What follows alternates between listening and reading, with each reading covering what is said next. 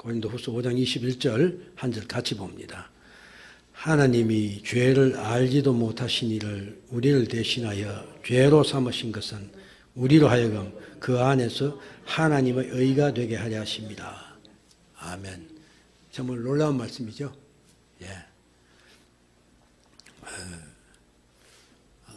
제가 이제까지 한 번도 그런 말은 안 했는데 오늘 점심 먹고 난데 집사님들을 좀 찔렀어요. 예? 그러니까 우리 이찬 집사님이 옛날에는 남전도 회원들이 20명 정도 됐다면서 숫자를 세더라고요. 근데 지금은 뭐 이거밖에 없어서 힘도 없고 뭐 그런 식으로 이야기를 하더라고요. 옛날 집사님 보고 그건 집사님들이 사람들 되지 않쳐야 그렇게 되는 것이지. 여기 적은 숫자 놔놓고 내가 안 그렇게 됐냐 했더니 그냥 아무 안 하시더라고요. 또 이범재 집사님 보고 제가 그랬어요. 만년 총무를 하신다고 하고 우리 남녀회 우리 앞에 김 집사님 보고 또 회장하라고 그런 이야기 했는데 자기 만년 총무를 하고 그러면서 이 집사가 왜 안 올라오냐고 말이지. 그런 이야기도 하고 했는데 그랬어요. 친구들을 안 쳐가지고 하라 그랬는데 그렇죠. 이 교회를 이제 황규관 목사님이 개척을 하셨죠. 그러고 또 황 목사님이 옛날 저기 광명시부터 이렇게 잃고 저렇고 지난번에 또 우리 이전 감사 예배 드릴 때도 뭐 또 이렇게 그런 이야기를 했는데 사실은 그런 지나간 이야기는 생각해보면 감격스럽고 대단합니다. 하나님 은혜를 생각하면 놀랍지요. 그러나 지나간 시간은 아무런 우리들이 머릿속에서 의미가 있을지 모르지만은 이미 끝난 거예요. 앞으로예요. 그렇죠? 이 교회가 이제 청담동에 왔는데 정말 대한민국 놀라운 청담동에 왔는데 이 청담동의 지역교회로서의 그 역할을 감당해야 됩니다. 그렇게 하려면 사람들이 와서 채워져야 돼요. 근데 그 사람들 채우는 사람은 누구십니까? 하나님이시죠? 아니죠. 우리가 해야 돼요. 우리가. 그렇죠? 저도 우리 이 집사님, 황 집사님을 보면서 늘 그런 생각을 해요. 엎드려서 기도하면서 여러분들, 제가 뭐 솔직히 이야기하죠. 이 교회에 있는 성도들, 어린애, 주일학교 학생까지 다 제 기도 제목 하나입니다. 저는 매일 아침에 여러분들 기도합니다. 이게 제가 자랑하기 위해서 하는 게 아니고 하면서 늘 저한테는 그런 질문이 있는 거예요. 우리 이 집사님, 황 집사님 상당히 빡빡하게 이게 튼튼하게 성장해 가는데 지금쯤은 이제 옆에 있는 친구들 뭐 두 분들 보면 좀 그렇게 이렇게 뭐랄까 사교적이기나 모르겠어요. 제가 보기엔 그런 것 같아요. 교회 안에서는. 근데 그렇게 어려운 점은 있겠지만은 그래도 마음에 걸리는 사람도 있을 것 아니에요. 저 친구는 예수 믿어야 된다 생각 있으면 어떻게라도 데리고 오면 되잖아요. 그렇죠? 그게 참 어렵죠, 지금은요. 저도 제가 참 좋아하는 친구가 있는데, 한 4년 동안 같이 근무를 하면서 어떻게 하니 설득을 해서 교회를 한번 끌고 나가려는데, 가히 논리는 항상 그래요. 가히는 불교 신자도 아니에요. 근데 너는 기독교인이니까 기독교인, 불교는 불교의 논리고 나는 내 논리가 있다는 거예요. 그래서, 설득이 안 돼요. 결국은 기도하는 수밖에 없거든요. 근데 황 목사님은 기도하면 그게 예수 안 믿는 사람 예수 믿게 하려면 결국 다 예수 믿게 되나 봐요. 근데 저는 예수 믿는다고 제대로 믿은 게 아니겠죠. 어떤 사람들이 나간 내 형제들이 있어요. 근데 안 돼요. 오히려 대적하고 덤벼들거든요. 그래도 기도할 수밖에 없잖아요. 그렇게 하고 데려와야 돼요. 저는 그럼 세대가 연결이 안 되니까 이 집사님, 황 집사님 저는 친구들도 한 두서너 가정이 있고 그렇죠. 우선은 그렇잖아요. 그 다음에 이범재 집사님 같은 그 레벨의 가정도 한 두세 가정이 있고 그렇잖아요. 저기 이제 앉으신 우리 손 집사님네 그 그룹도 몇 가정 있고 그러면 이 교회가 훨씬 더 좋지 않겠습니까? 그리고 얼마나 신나고 일할 게 있고 그 일이 이루어지겠습니까? 그러니까 내가 안 하고 다른 사람이 해준다 생각하면 그건 착각이지요. 그렇죠? 황 교수님 맞죠? 예. 그리고 제가 황 교수님 부탁할 게 하나 더 있어요. 황 목사님, 정우시구나 보니까. 근데 사실 황 목사님이 좀 이렇게 오발 잘하지요. 네. 제가 하는 것도 아주 노원길 가다 대고 들으시든지 하더라도 꼭 지적하세요. 아니에요. 저는 그렇게 해주길 바랍니다. 왜? 우리가 실수할 수 있어요. 아니에요. 제가 나쁘게 이야기하는 게 절대 아니에요. 저한테 그렇게 해준 사람이 있으면 너무 좋겠어요. 근데 저는, 제 가족에는, 내가 할머니라는 우리 집사람, 그 사람 외에는 해준 사람이 이제까지 없었어요. 근데 보면 대부분 우리 가족이 해주는 거는 정확한 이야기가 아니에요. 예? 그래서 정확히 들어야, 열심히 들어야 합니다. 그렇죠? 예. 그래서, 난,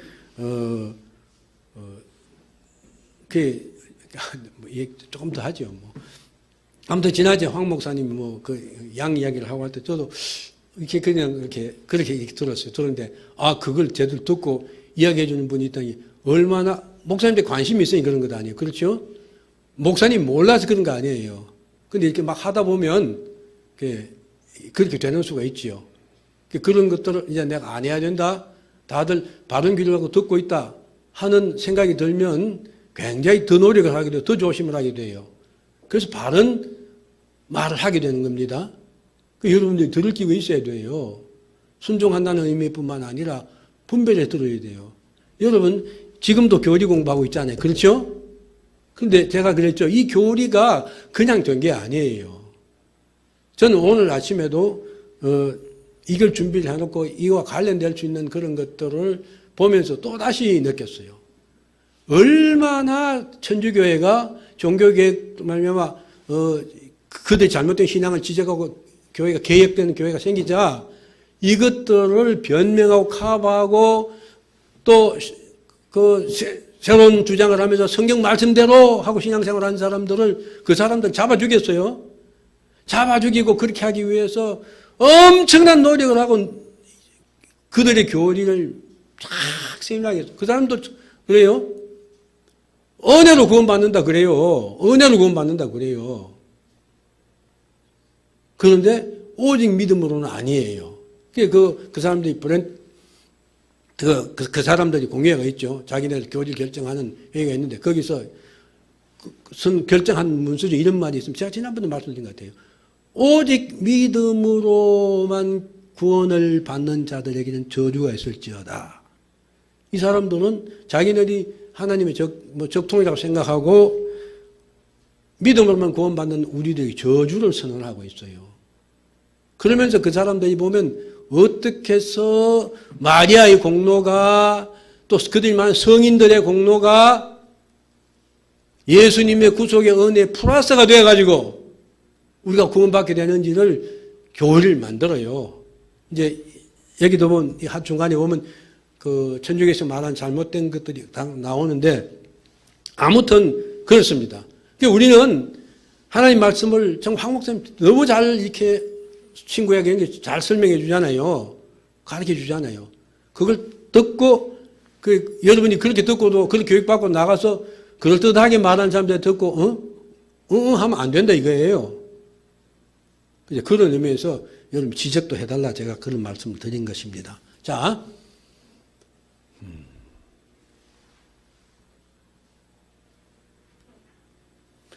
이 집사님, 늘 이상 찬양을 30분부터 시작하지요.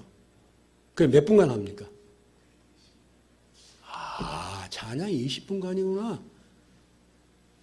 지금 벌써 3시 5분이거든요. 30분 마치려면 제가 25분밖에 할 시간이 없어요. 참 그러네요. 아무튼 자 다시 오늘까지 우리가 아이델베르그 요리문답을 배웠는데 요리문답 1, 2번은 총론이라고 그랬어요. 총론인데 손주면 그게 뭐죠? 한마디로 우리에게 진짜로 위로가 되는 것이 있다. 그게 무엇이냐는 거였습니다.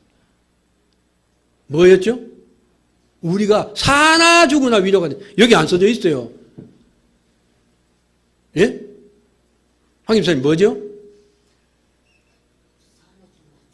주에 속한 것이다. 주님, 예수 그리스도에 속했다는 것이다. 이거죠. 그러니까 근본적으로 성도들에 대한 교리 공부 내용인 것입니다. 우리가 그리스도에게 속하면 그건 끝이에요. 그렇죠? 그러면서 그것들 제대로 알아가는 것이죠. 그래서 그 다음에 일부 인간의 비참함. 지난주까지 본 3번부터 11문이었어요. 그렇죠? 그런데 인간이 왜 우리가 그렇게 놀라운 복이냐? 그리스도에 속했다는 게 그렇게 해서 인간의 비참함을 알아야 된다는 것이죠. 인간의 비참함이 어떻다고요? 내가 선을 행하고 싶어도 할 수 있는 능력이 없다는 거예요. 하나님 뜻에 맞춰서 살고 싶은데 그런 마음을 먹는 손치더라도 하나님 뜻이 무엇인지 알지 못할 뿐만 아니라 근본적으로 내 심정이 부패돼서 하나님을 미워하고 인간을 미워하지. 그죠? 성경 계명의 요약은 하나님 사랑, 인간 사랑 아닙니까? 그렇죠? 그런데 그걸 할 수가 없다는 거예요. 거듭나지 않으면 절대로 안 되는 것이죠. 그게 비참한 것이다. 그래서 이제 오늘부터는 12문부터 85문까지인데 본 내용이 제일 길어요. 이게 한마디로 구원론이에요. 예? 그 비참한 상태에 있는 인간, 나 어떻게 구원받게 되느냐, 구원받았느냐 하는 것을 공부하는 내용입니다. 이게 구원론이에요. 신학적으로 말하면. 자, 12문 여러분하고 문답하는 형식 같이 한번 읽어봅시다. 시작.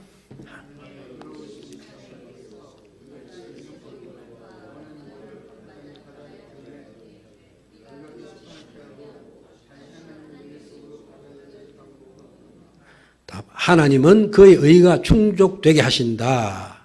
그러므로 우리는 우리 자신이나 다른 사람에 의하여 그것을 완전히 만족시키도록 해야 된다. 자, 우리가 지난 시간에 살펴본 내용이 이 안에 윗부분에 있지요. 그 인간은 이미 죽은 존재인 것입니다. 그래서 이 땅에서 어떤 일시적인 형벌, 그렇죠? 그건 뭐 연단도 있고 시련도 있을 뿐만 아니라 기본은 우리의 죄에 대한 죄값이 있다고 그랬죠. 오늘 아침 목사님도 죄값을 분명히 말씀했죠. 죄는 죄 책이라는 게 반드시 있습니다. 여러분 이걸 확실히 인식해야 돼요. 그러니까 함부로 겁 없이 이 보면 미국 사람들이 그런 짓 잘해요. 미국 사람들 골프 농담이 많아요. 근데 골프 농담이 보면 뭐 하나님하고 골프 치고 하는 골프 하면서 하나님을 덜먹거리는 경우가 많이 있어요. 근데 다 하나님의 이름을 망령되이 일컫는 것입니다. 그런데 제가 과거에 장로 생활할 때도 그런 경험이 있는데요. 이 장로님들이 그러니까 소위 목사님들하고 장로님들이 모여서 밥을 먹으면서 그런데 농담을 할 때 하나님을 두고 농담을 하는 사람이 있어요. 예? 한마디로 겁대가리 없는 것입니다. 그렇죠? 하나님의 일을 뭡니까? 망령되이 일컫지 마라. 그렇죠? 그 망령되이 있는 자 죄 없다 하지 아니야. 그건 죄인이에요. 근데 하나님을 함부로 하나님을 가지고 농담을 합니까?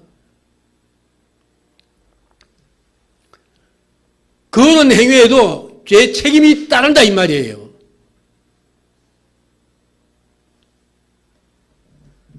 그리고 마지막에는 영원한 지옥 심판이 있습니다. 그렇죠? 그런데 오늘 말씀이 그거죠. 그래서 그 심판을 피하고 다시 하나님의 은혜 속으로 더뎌질 방법이 없는가? 이거 묻는 거예요. 우리 이미 잘 알죠? 그런데 여기에 답을 바로 들어가지 않고 오늘 12문문엔 하나님은 그분의 의가 충족되기를 원하신다. 이렇게 말합니다. 근데 이 말을요, 참 이 번역하기 어려워서 보면 제가 이종윤 목사가 그 번역해가지고 자기네 그 서울교회 산 그 족보를 하나 가지고 있는데 그 양반은 의역을 많이 했더라고요. 근데 이런 거예요. God will have의 영어를. His justice satisfied. 이 무슨 말입니까? 하나님은 그분의 의가, 공의가 만족되기를, 충족되는 것을 갖는다. 이런, 그 의지를 가지고 갖는다. 이 말이에요. 그걸 제가 이렇게 번역한 것입니다. 그 이의가 충족되게 하신다는 거예요. 그러니까 하나님께서는 자, 한번, 그분이 뜻을 세우시면 반드시 그렇게 하시죠. 근데 하나님의 공의는 만족이 돼야 돼요. 그러니까 어떤 경우도 그러면 그분을 반드시 만족을 시키신다 이거예요. 이런 의미입니다. 하나님의 공의가 만족이 돼야 돼요. 그러니까 우리의 삶이, 우리의 신앙이 하나님의 공의를 만족시킨 상태에 있어야 돼요. 예수 믿지 않으면 절대로 만족시킬 방법이 없죠. 자, 그게 뭐 미리 나갔습니다만. 그 다음에 또 뭡니까? 그 밑에 보면, 그러므로 우리는 자신이 다른 사람이야 그것을 완전히 만족시키게 된다.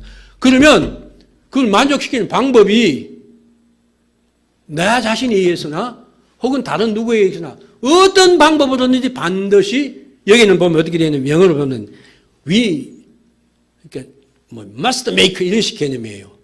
우리가 반드시 그렇게 되도록 해야 된다. 우리는 어떤 방법을 쓰든지 하나님의 의가 만족시켜지도록 하나님 만족하시도록 해놔야 된다는 거예요. make satisfaction이니까.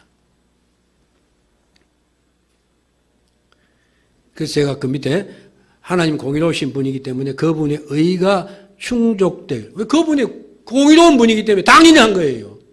그게 채워져야 하나님의, 그리고 그분이 다스리는 세계가 그렇게 돼야 하나님의 속성이 그래서 살아있게 되는 것이. 만약에 그 은혜가 충족이 되지 않으면 어떻게 됩니까?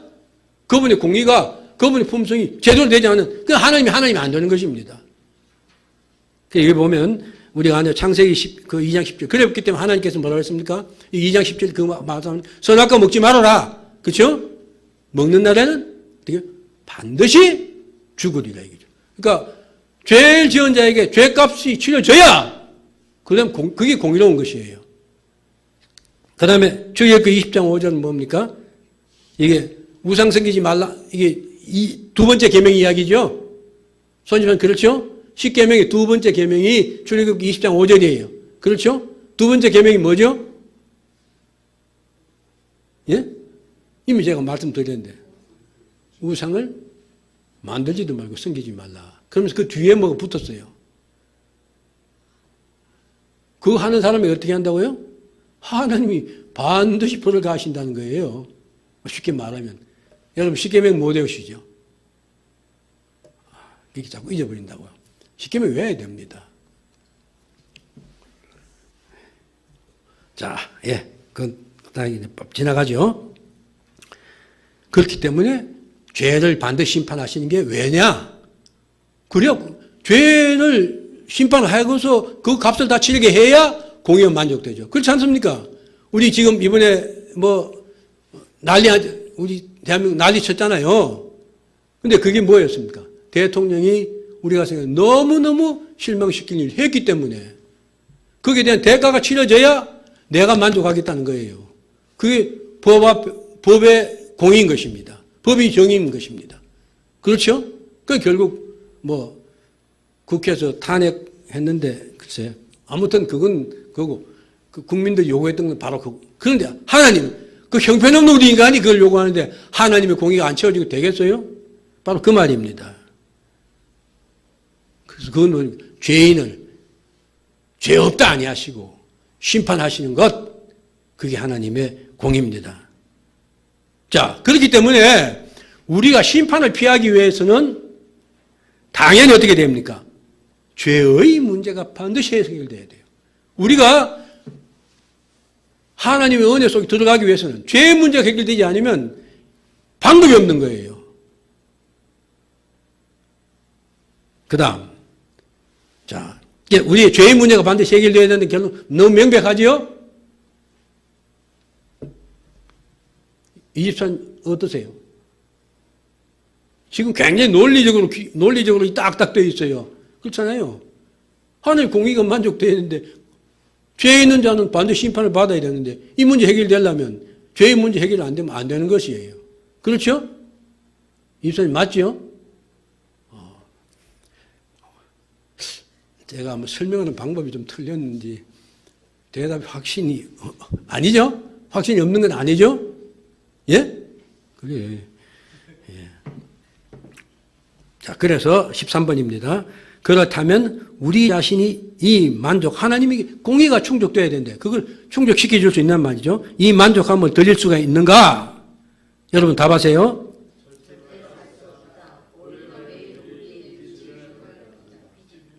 예, 그것까지입니다. 절대로 할 수 없다. 오히려 우리의 죄책이 늘어날 뿐이다. 여러분 진짜입니까? 어떻습니까?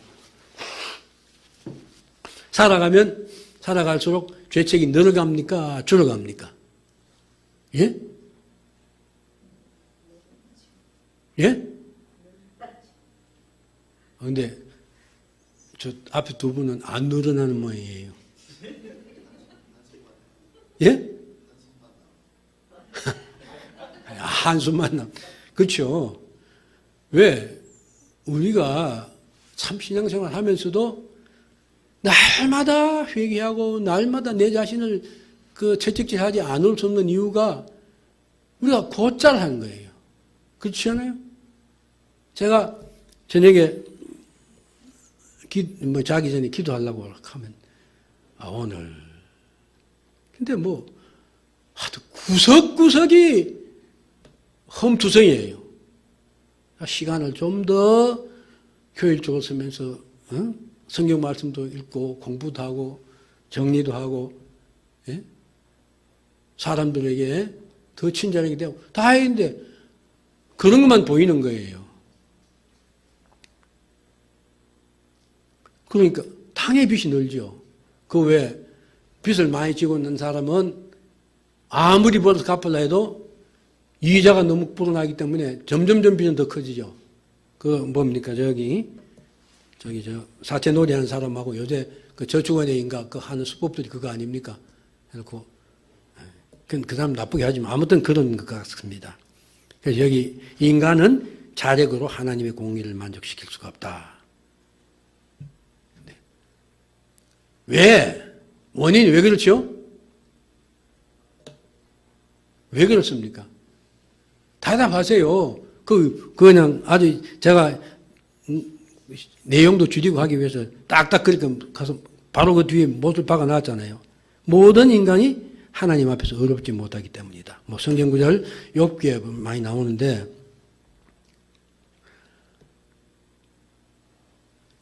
우리가 빚이 자꾸 더 늘어나는데 어떻게 빚을 없앨 수가 있어요? 우리 인간이 그렇게 만들어진 존재인데 그게 절대로 할 수 없다는 이야기죠. 그래서 우리는 옛날에 원래는 어디 아기 때는 한 대만 맞으면 될 사람이었고 그냥 죽으면 끝날 사람이었는데 우리는 그냥 죽을 수도 없고 엄청 고생하고 죽어야 될 그런 존재로 자꾸 더 커가는 것이에요. 인간이 실상은 그렇습니다. 안 그렇습니까? 동의할 수 없습니까? 이 집사님. 예? 예, 아까 한숨만 나온다. 예. 그런데 이제 우리 사람들 중에서 옛날에 기독교 믿는 사람들 중에서 제가 여기 인본주의자들이라고 그랬는데 제가 지난번에 토마스 아퀴나 어거스틴하고 그 교리 논쟁했던 사람을 제가 생각을 못해서 그런데 세빌리우스예요. 세빌리안들. 이 사람들은 어떻게 하냐면 인간이 부패했는데 완전히 부패 안 했다는 거예요. 그래서 자기가 하나님의 뜻을 내가 은혜를 주시면 그걸 받아들이고 또 그걸 거절할 수도 있고 하는 그런 능력이 있다 이렇게 말해요. 그런데 만약에 하나님의 은혜를 알면서도 거절했다면 그 사람은 절대로 희망이 없겠죠. 사실 예수 믿으라 그러면 그 사람이 하나님이 복음의 진리 제대로 깨달아 알았으면 그 안 한다 소리를 할 수가 없지요. 그런 것입니다. 인간의 마음 전적으로 부패했기 때문에 하나님의 은혜를 스스로 깨달아 알 수 없습니다. 그뿐만 아니라 우리 자신이 부패했기 때문에 우리가 어떤 방법을 해도 그분의 공의를 만족시켜 줄 수가 없어요. 왜? 우리가 최후의 선택이 뭡니까? 우리가 인간이 살아가다 안 되면 막다른 골매가 뭐 합니까? 죽잖아요. 자살하잖아요. 그럼 다 끝나도 생각하죠. 한동안 그 연예계에 있던 사람들이 자살 많이 했어요. 근데 보면 대부분이 그 자살하는 사람 그 연예인들 대부분이 신문에 보면 그 사람이 기독교인이라고 그래요. 생각하면 참 안타까워요. 자살 문제 해결됩니까? 해결되지 않아요. 왜 안 됩니까? 인간은 기본적으로 죄값이 죽음인데 자기가 죽는다고 해서 그거 값 치러지나요? 안 되지.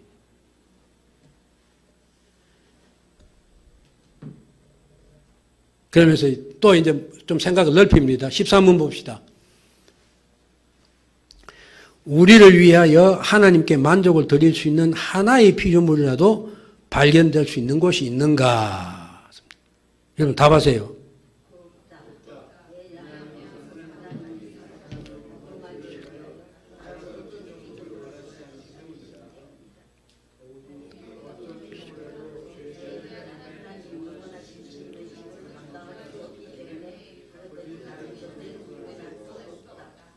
자, 여기 어떤 피조물도 그러니까 뭡니까? 이 우주상에 존재하는 모든 피조물을 포함하는 것이죠.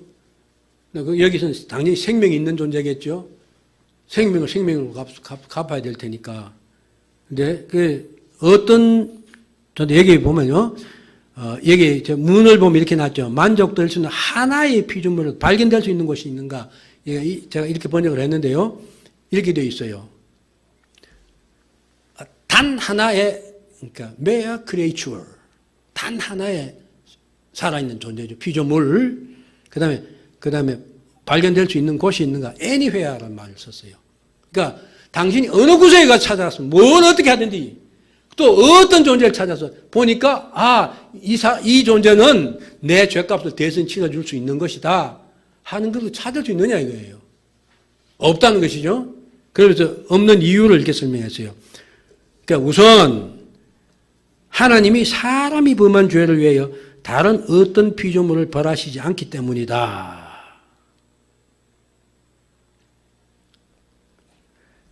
그 다음 더욱이 어떤 피조물도 죄에 대한 하나님의 영원한 진노의 짐을 감당할 수 없기 때문이다. 그렇기 때문에 어떤 피조물도 자기 자신은 다른 것을 구원할 수 없다. 바로 그 말입니다. 자, 우선 인간관계입니다. 제가 지난 시간에 제가 보니까 우리 박 집사님이 어떻게 제가 지난 주일날 제가 감격해서 눈물을 흘릴 뻔했어요. 지금 코가 지금도 컹컹하죠. 이놈은 어떻게 금년도 고약해요. 조금 남아 붙었는데 꼭 이래요. 근데 참 이렇게 말하는 사람이 이런 상태면 참 불쾌하죠. 근데 아무튼 근데 집사님이 따뜻한 이 생강을 따린 걸 갖다 주시더라고요. 그거 먹으면 훨씬 코도 좀 탁 터지 기분 좋거든요. 그게 감격이었죠. 그러니까 박 집사님이 너무 좋았어요, 제가요. 예? 너무 고맙거든요. 그래서 어떤 박 집사님이 죽을 일 당했어요. 하나님 앞에서. 인간 세상에 이야기하는 건 아닙니다. 그래서 제가 하나님, 제가 박 집사님 대신 죽을게요. 그럼 되잖아요. 그렇게 할 수 있느냐는 거예요. 안 된다는 것이죠. 왜? 나는 이미 내 죄로 죽은 존재예요. 죽을 존재예요. 죽을 존재. 이미 이제 구원 받았으니까 구원받지 못할 때는 그 죽은 자체예요. 그러니까 죄값도 절대 치를 방법이 없는 거예요. 사람 상호간은 되지 않는 거예요. 왜? 다 모든 사람은 자기 죄로 이미 죽음이 선고돼서 그래서 뭡니까? 그 에베소서 2장 1절에 그러죠. 너의 허물과 죄로 죽었던 너희를 살렸다고 그러잖아요. 이미 하나님 앞에 죽은 존재인 것입니다. 그게 어떻게? 할 수 없는 것이죠. 그 다음 밑에 문제, 다른 문제는, 그럼 다른 피조물. 이건 답은 이제 구약의 그 짐승제사하고 관련돼서 하는 말인데, 다른 피조물이 과연 그렇게 할 수 있느냐? 다른 피조물도 불가능하다. 왜? 하나님의 진노를 감당하고 살아남을 것이 없기 때문이다. 하나님의 죄에 대한 진노는 그렇게 무서운 거예요. 여기 성경구절 나훔서 1장 6절에 보면요. 나훔서 6절에 보면 누가 능히 그의 분노 앞에 서면 누가 능히 그의 진노를 감당하랴. 이 말은 무슨 말입니까? 어떤 존재도 하나님의 진노를 감당할 그런 능력이 있는 자가 없다는 것이에요. 그 다음 뭡니까? 시편 130편 3절 여호와여 주께서 죄악을 감찰하실 때 주여 누가 서리까? 하나님이 죄악을 샅샅이 다 찾으신다면 아무도 주님 앞에 설 수 있는 존재가 없다는 것이에요. 자, 그런데 이제 딱 당연히 이런 질문이 나오게 됐어요. 구약 시대는 짐승의 피로 속죄제도 드리고 다 했잖아요. 그렇죠? 근데 무슨 소리예요? 이런 말이 나오게 되어 있습니다. 황 집사님 안 그러세요? 사람도 안 되고 어떤 존재도 안 된다고 하는데 분명히 구약에는 속죄제를 뭐가 했습니까? 짐승을 했죠. 근데 의문이 안 생기냐 이거예요. 왜 그랬을까요? 자, 여러분 같이 히브리서 10장 11절 거기 써져 있죠? 예. 그 다음에 히브리서 10장 4절 같이 다 읽읍시다. 시작. 제사장마다 매일 서서 섬기며 자주 같은 제사를 드리되 이 제사는 언제든지 죄를 없게 하지 못하거니와. 그 다음 히브리서 10장 4절 이는 황소와 염소의 피가 능히 죄를 없이 하지 못합니다. 그렇잖아요. 짐승의 피가 죄를 사하지, 그런데도 구약시대는 제사를 지냈잖아요. 그것도 누구 명령으로요? 하나님께서 그렇게 방법을 제시해 주셨어요. 자, 그래서 그럼에도 구약시대 피의 제사를 드렸다. 그 이유가 무엇이냐? 뒷장 넘어가 보세요. 이미 넘겼습니까? 뭡니까? 첫째, 인간은 생명을 들여서 당연히 죽임을 당할 수밖에 없는 존재다. 인간이 죄인이라는 것을 깨닫게 합니다. 그 다음 역시 히브리서에 있는 말씀이에요. 피 흘림이 없이는 죄 사함이 없다는 것을 보여주신 것입니다. 즉 구약의 제사는 우리들이 우리의 죄값을 갚을 수 있는 어떤 분이 오셔서 혹은 그런 존재가 있어서 그분의 피로 그분이 피란 말은 죽음을 의미하는 것입니다.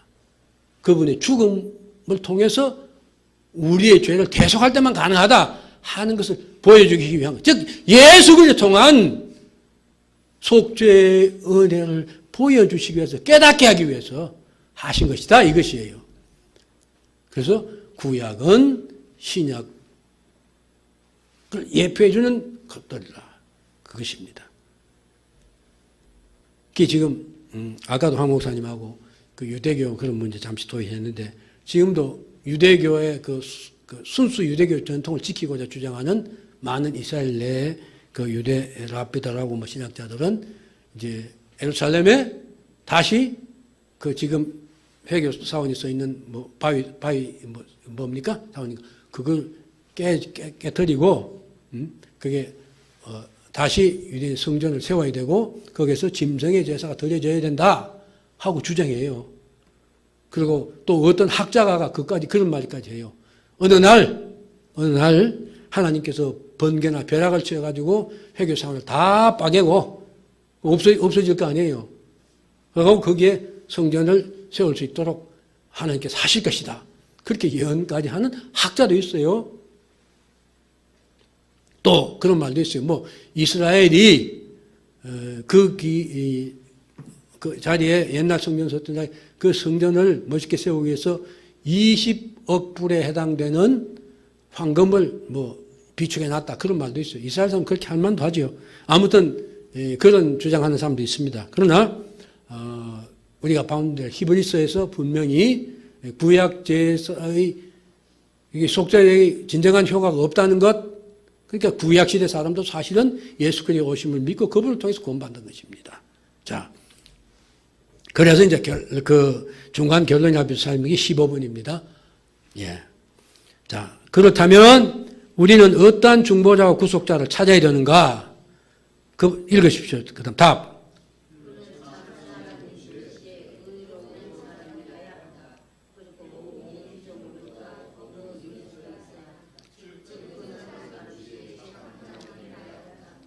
아멘. 자, 요게 이 부분이 또 다음 문에서도 조금 더 생각이 되겠지만, 우리 고린도전 15장 그 부활장에 보면 이런 말이 나오면 사망이 사람으로 말미암았으니 죽은 자의 부활도 사람으로 말미암는도다. 이렇게 말하는데, 결국 사람의 죄를 사하기 위해서는 사람이 있어야 돼요. 그것도 구약에 보면 그 일벌 때 등가 보복이라는 게 있잖아요.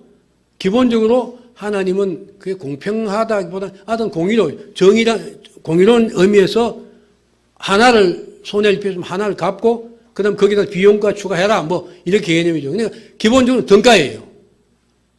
그러니까 한 인간에게 인간의 생명은 인간의 생명으로만 보상을 할 수도 있고 갚을 수 있고 구속도 할 수 있다 이 말이에요. 그건 너무 당연한 이야기죠. 죽음도 그렇기 때문에 부활도 생명도 한 생명으로 말미암아 올 수 있다. 지금 그렇게 말하는 것입니다. 그렇기 때문에 우리의 죄 문제를 해결하고 하나님과 화목하게 만들 존재는 반드시 인간이어야 돼요. 그러니까 우리를 구속하시고 우리의 죄 문제를 해결해 줄 존재는 반드시 인간이어야 된다. 인간 아니면 안 돼요. 그게 대전제입니다. 그래야 인간이라야 내 생명을 대신할 수 있기 때문에 그렇습니다. 그런데 문제는 그것이죠. 나를 하기 위해서 그렇게 해줄 이 땅에 존재하는 인간이 아무도 없다는 것입니다. 왜? 모든 사람은 죄인이기 때문에 그렇습니다.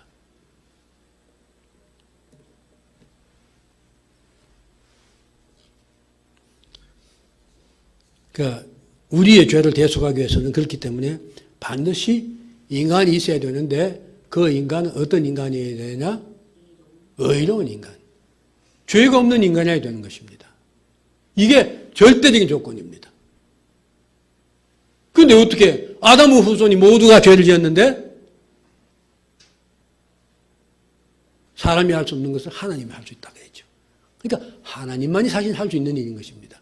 그게 예수 그리스도가 탄생되는 그 과정을 보면 놀랍게 하나님께서 그 일을 하신 것 아닙니까?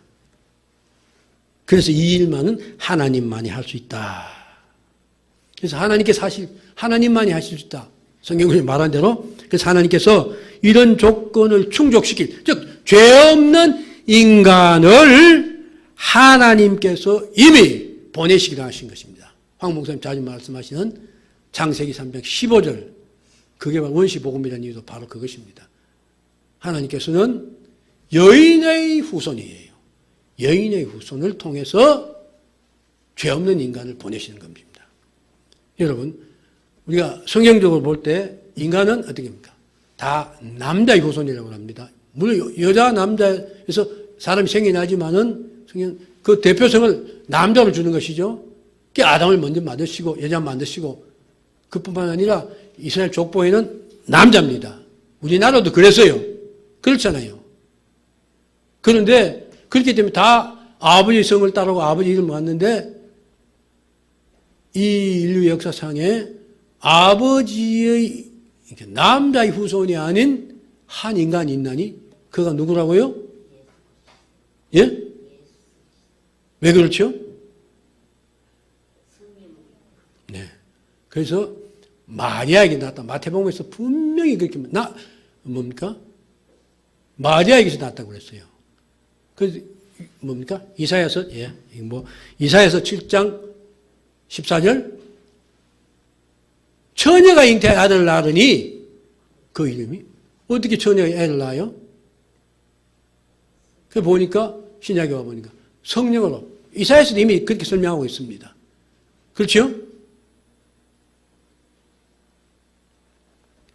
이게 다음에